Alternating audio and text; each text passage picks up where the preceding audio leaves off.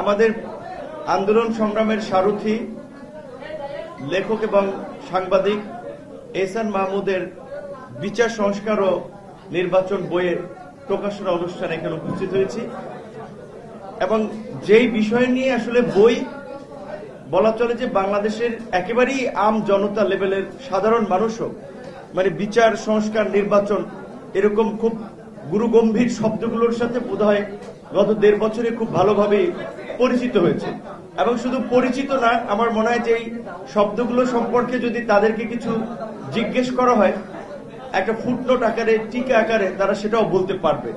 কারণ আমরা রাজনীতিবিদরা অন্তত গত 1.5 বছরে মানুষের কাছে এই বিষয়টা কিছুটা হলেও পরিষ্কার করতে পেরেছি এবং কিছুটা তুলে ধরতেও পেরেছি এবং এখানে 3টা ধাপে এহসান ভাইয়ের বেশ কয়েকটি লেখা বিভিন্ন পত্রপত্রিকায় প্রকাশিত হয়েছে, সেগুলো নিয়ে এখানে বলা হয়েছে যে কিছু লেখা ছিল যে বিচারের প্রসঙ্গ নিয়ে।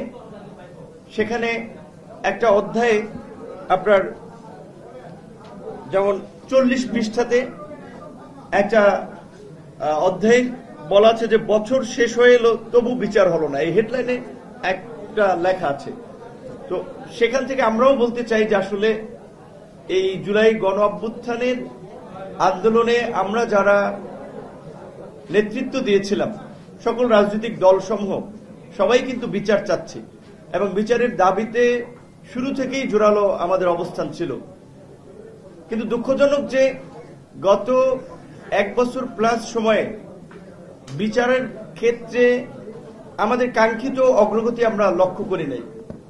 আপনারা শুনেছেন পত্রপত্রিকায় রিপোর্ট প্রকাশিত হয়েছে যে 3 জন বিচারপতির কাছে প্রধান বিচারপতি সম্ভবত জানতে চেয়েছেন যে তাদের 3 জনের কোর্ট থেকে অনেকগুলো জামিন হয়েছে। যেমন আমরা শুনেছি একজন বিচারপতির কোর্ট থেকে 4 ঘন্টায় 800 জামিন হয়েছে। এখন বিচার বিভাগ নিয়ে প্রশ্ন তোলা যাবে না, কথা বলা সাধারণ মানুষের উচিত না, আমরা সেটা রেসপেক্ট করি, কিন্তু যেখানে যৌক্তিক জায়গা সেই বিষয়টাতে তো আমাদের অ্যাড্রেস করতে হবে। প্রথম আলো সহ বেশ কয়েকটি গণমাধ্যমে কিছুদিন আগে যে প্রকাশিত হয়েছিল এই জুলাই গণ অভ্যুত্থানের মামলায় গ্রেপ্তারকৃতদের 42,000-এর মধ্যে 74% আপনার জামিন হয়েছে।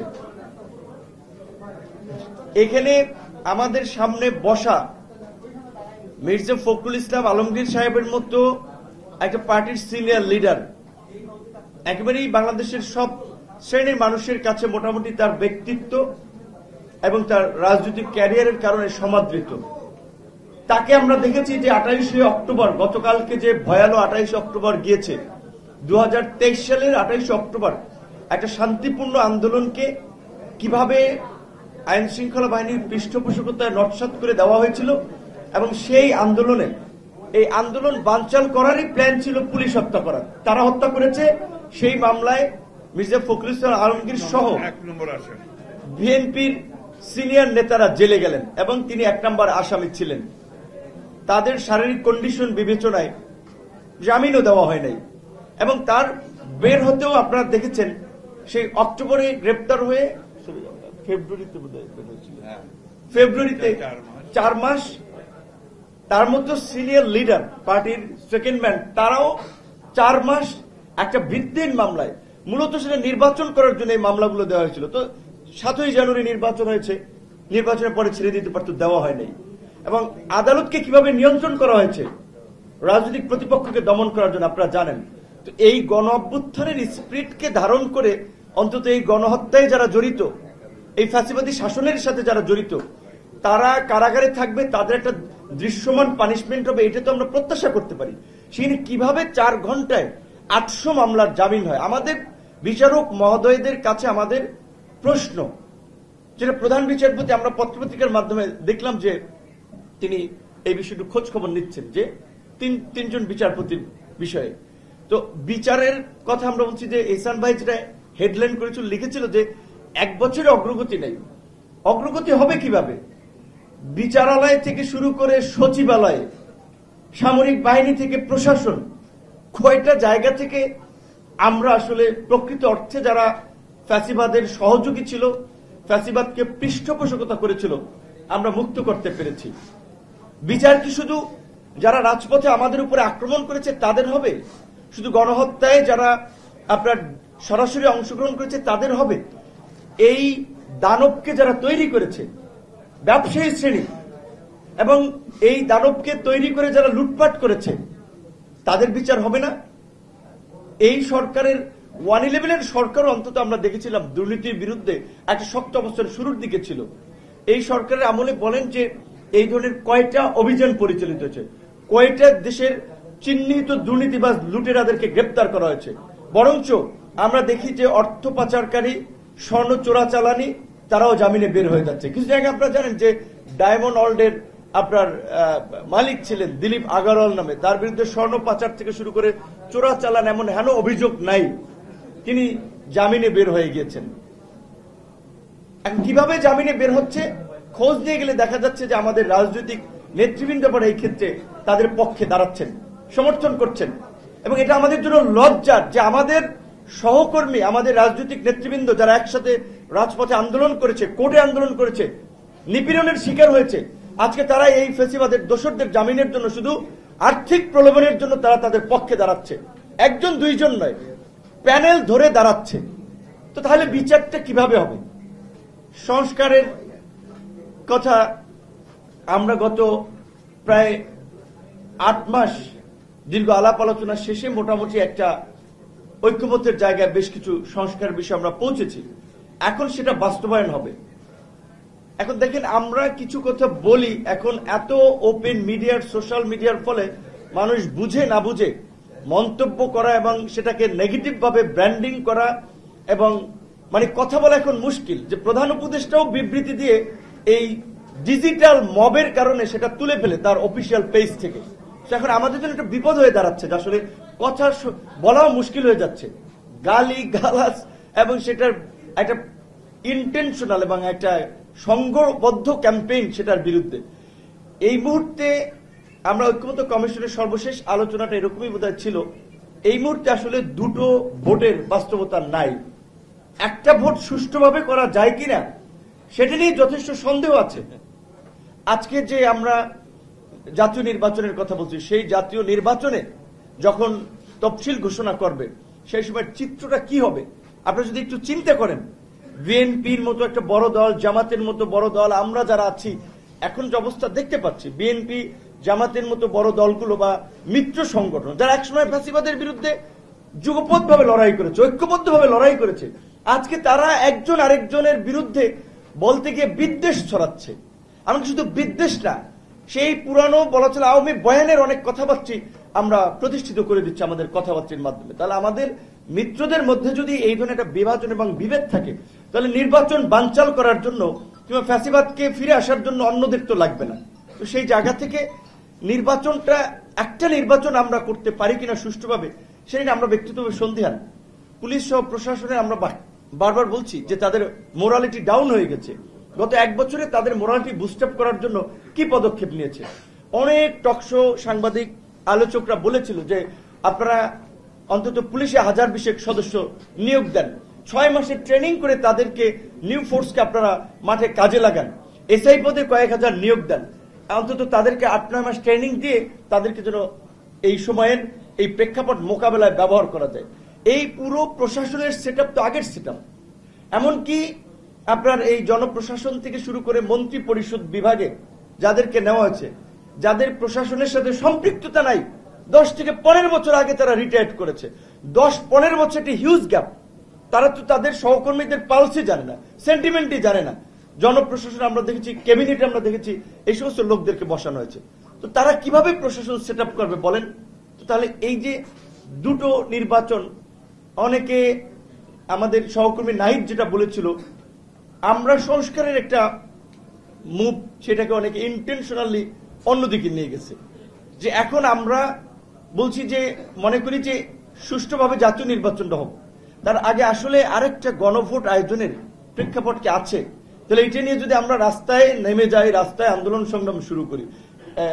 মাহবুব ভাই বলেছিল, প্রকাশক মাহবুব ভাই, যে এই সরকার আমাদের সরকার, তারপরেও তাদের প্রতি আমাদের ক্রিটিসিজম থাকবে, কারণ ডক্টর মোহাম্মদ ইউনূস আমাদের সাথেও যে প্রতারণা করেছে তার জন্য অবশ্যই আমরা তার ওপেন সমালোচনা করি। কারণ আজকে তিনি তিনটা দলকে ইস্টাবলিশ করে যাচ্ছেন, এ ক্যাটাগরি করে দিয়ে যাচ্ছেন, আর আমরা বিসি ক্যাটাগরি হয়ে গেছি।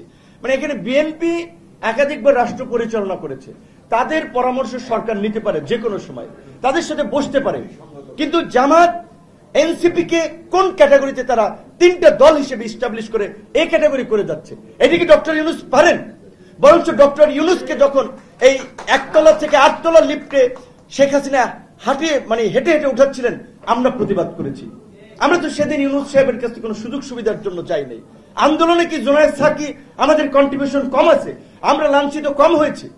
তাহলে সরকার কেন এই ক্লাসিফিকেশনটা করলো? তাহলে আমাদের সাথে প্রতারণা করেছে না?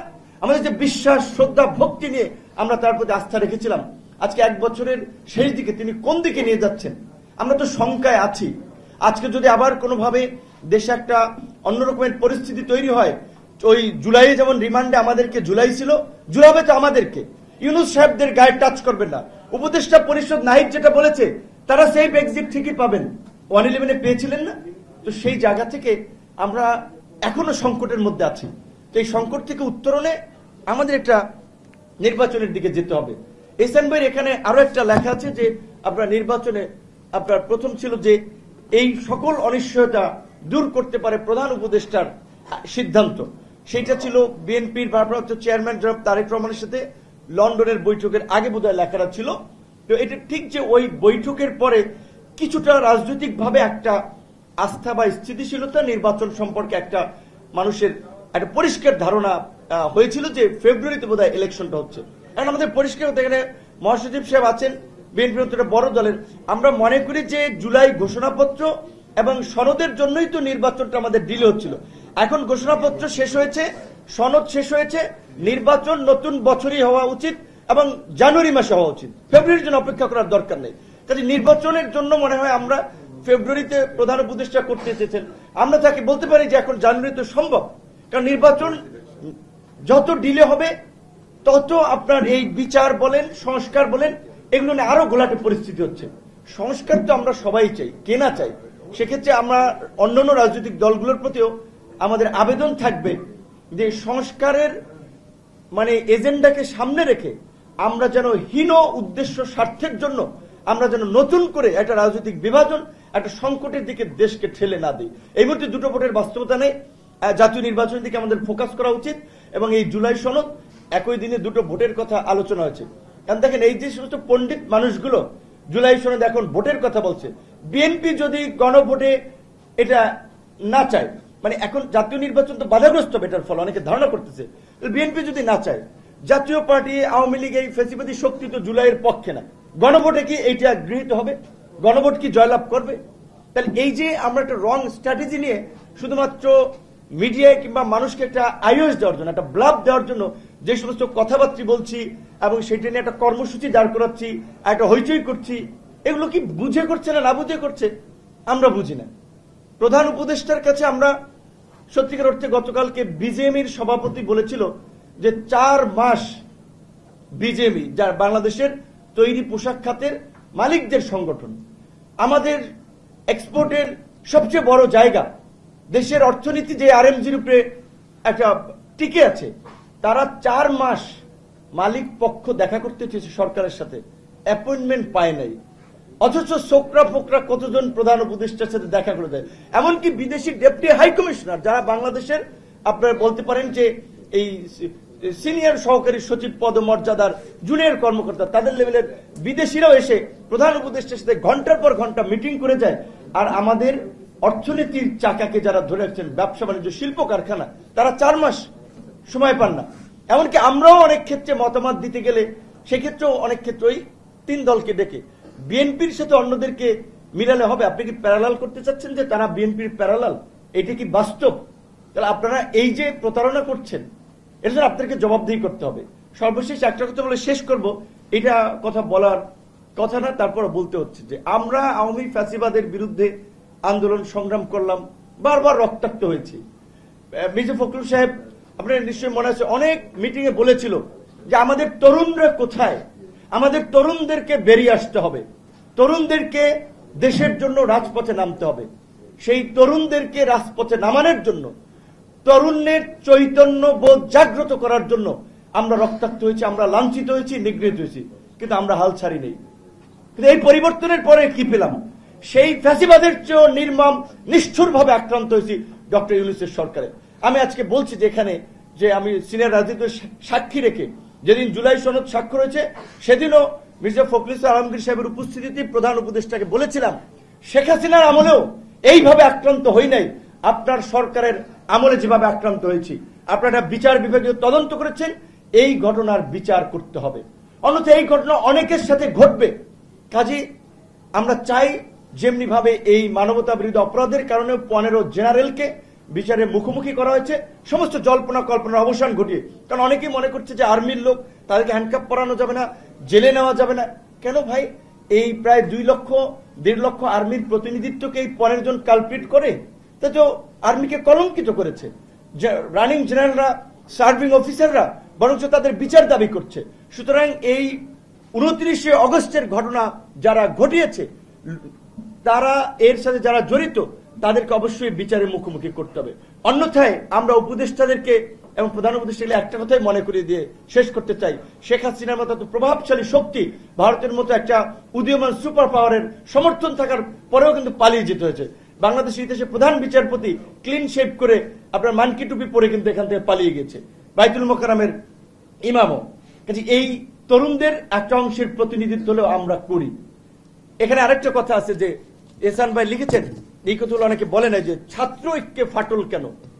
যে ছাত্র তরুণরা নিঃশর্তভাবে আন্দোলন সংগ্রাম করেছে, আমরা সাকিব ভাইও বলেছি, একাধিক মিটিং এ প্রধান উপদেষ্টাকে বলেছিলাম, এনসিপি বা এই কি বাক্সাস বৈষম্য বিরোধী ছাত্রদের লেন্স দিয়ে আপনি গোটা ছাত্র সমাজকে দেখবেন না। ছাত্রদল একটা বড় সংগঠন, শিবির একটা সংগঠন, ছাত্র অধিকার, ছাত্র ফেডারেশন, ছাত্র ইউনিয়ন, এরকম অনেক ছাত্র সংগঠন আছে। আপনি ডাকেন না সব ছাত্র সংগঠনের নেতাদের, একদিন একটু চা খান। আপনি তো বাইরের ইউনিভার্সিটিতে গেলে ফরেনের স্টুডেন্টদের সাথে, ইয়ুথদের সাথে গল্প করেন, সোশ্যাল বিজনেস নিয়ে ইন্টারাকশন করেন, সেমিনার করেন। তো দেশের তরুণদেরকে আপনি একটা দিন ডেকেছেন, শুধু এনসিপির ওই গুটি কয়েক ছেলেদেরকে এম্পাওয়ার করেছেন, আর গোটা ছাত্র সমাজকে আপনি বিচ্ছিন্ন করে দিয়েছেন, ছাত্র সমাজের সাথে প্রতারণা করেছেন, তাদের অবদানের প্রতি আপনি অসম্মান দেখিয়েছেন।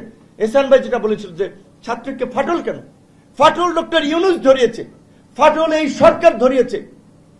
এনসিপি বা এই বৈষম্য বিরোধী আন্দোলন একটা কিংস পার্টি করতে গিয়ে সবাইকে এক্সক্লুড করে দিয়েছে। দেখেন এই ছাত্ররা সবচেয়ে শহীদদের সংখ্যা সংগঠন হিসেবে যদি ধরেন, ছাত্রদল সেই তালিকায় বড় সংগঠন থাকবে, শিবির, অন্যান্য সংগঠনগুলো, তাদের সাথে তরুণদের আন্দোলনের ফলে এত একটা ঐতিহাসিক পরিবর্তন হলো। একদিন প্রধান উপদেষ্টা তাদেরকে ডেকেছেন, তো আমরা শেষ বেলায় এসে অনেক দুঃখ, অনেক ক্ষোভ বলতে পারছি না, কারণ ছুঁচু উপরে ফেললে তো বুকে পড়ে, এই জন্য অনেক কথা বলি না। কিন্তু তারপরে আবার কিছু কথা বলতে হয়, কারণ ওনারা যেই দিকে এখন নিয়ে যাচ্ছে, এখন শঙ্কা আছে। এখন আমি প্রতিনিয়ত এই বাড়ি ফেরার পথে, আমার সাথে তো পুলিশি প্রোটোকল নাই, আমার তো লাইসেন্স করা পিস্তল নাই, যেভাবে ওই দেখতেছি ট্রেনে বিদেশি পিস্তল আসতেছে, গান পাউডার ঢাকায় ঢুকতেছে, কিংবা বিভিন্ন জায়গায় অগ্নিসংযোগ হচ্ছে, আতঙ্কে থাকে কোন সময় গাড়ির গ্লাসে গুলি করে, কোন সময় কি হয়। কারণ এই গত 1 বছরে আইন শৃঙ্খলা বাহিনীর দুর্বলতার কারণে, সরকারের দুর্বলতার কারণে এই পরাজিত ফ্যাসিস্ট শক্তি নানান ধরনের নাশকতা শুরু করছে। এবং আজকে এই আমার দেশে মাহমুদ ভাই এই যে কলাম লিখেছেন, সেটা দিয়ে শেষ করতে চাই যে আজকে নির্বাচন, আমরা এখন আমাদের আসলে বিচার সংস্কার, বিচার যতটুকু করতে পেরেছে তারা 3 মাসে যতটুকু করতে পারে করবে, কারণ ফেব্রুয়ারির বাইরে তো তাদের যাওয়া নেই। এখন ওদের নির্বাচনটা কিভাবে সুষ্ঠু করা যায় সেই বিষয়ে ফোকাস দিতে হবে। সেক্ষেত্রে এই আইন শৃঙ্খলা বাহিনী দিয়ে নির্বাচন কতটুকু সম্ভব সেটা বোধহয় আমাদের ভাবতে হবে।